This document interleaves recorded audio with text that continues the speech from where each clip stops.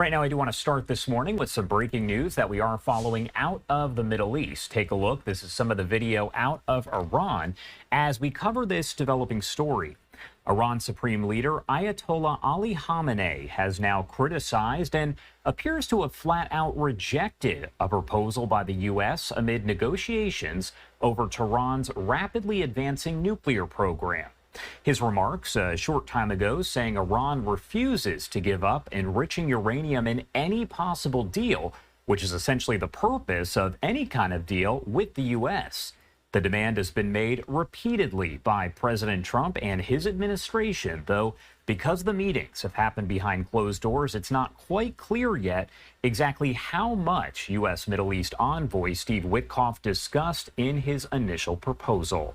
Khamenei did not reject future talks between the U.S. and Iran on the issue, but again reiterated that Iran will continue to enrich uranium, which is a major step forward in its nuclear program and building nuclear weapons.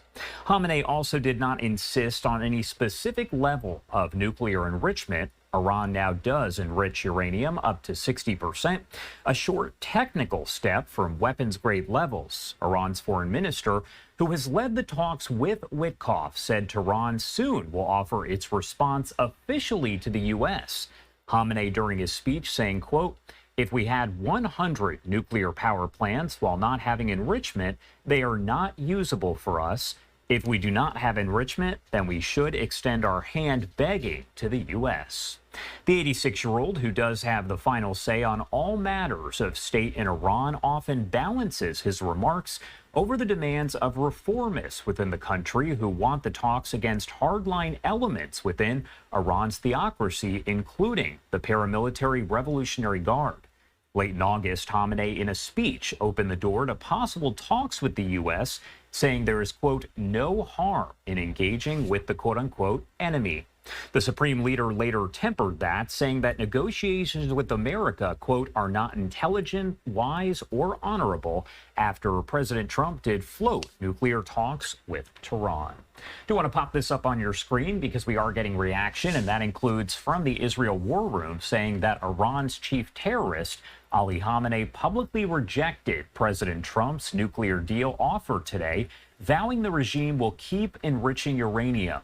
The U.S. has reiterated its zero-tolerance stance on enrichment, warning it would enable Iran's regime to build nuclear weapons. Now, at this point, we have not heard a response from President Trump, but I imagine once he does hear about this, he will be posting on his Truth Social page, so we will bring you that information right here on Live Now from Fox as we do get it.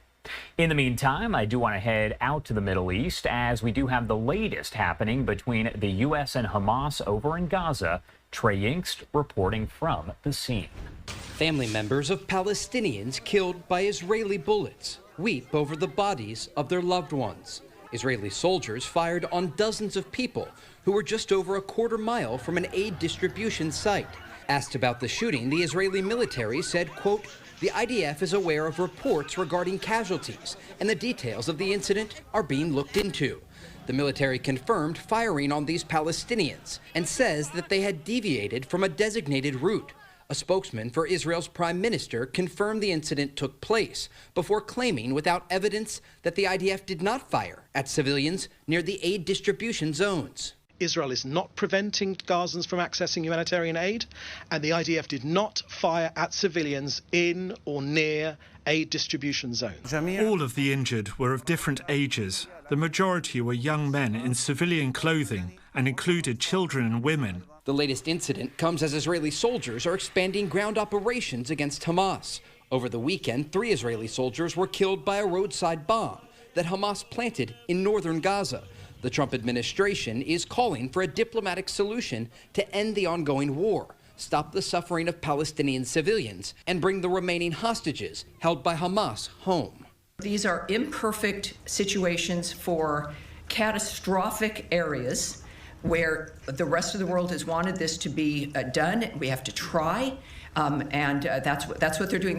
So far, diplomatic efforts to reach a ceasefire have failed. Both Israel and Hamas have agreed to a deal, but they're looking at different agreements. In Tel Aviv, Trey Yingst, Fox News. Trey, thank you so much. And as I mentioned, once we do get additional information on that rejection from Iran, we will make sure to bring that to you here on Live Now from Fox. I'm sure we will get a response on Truth Social from President Donald Trump.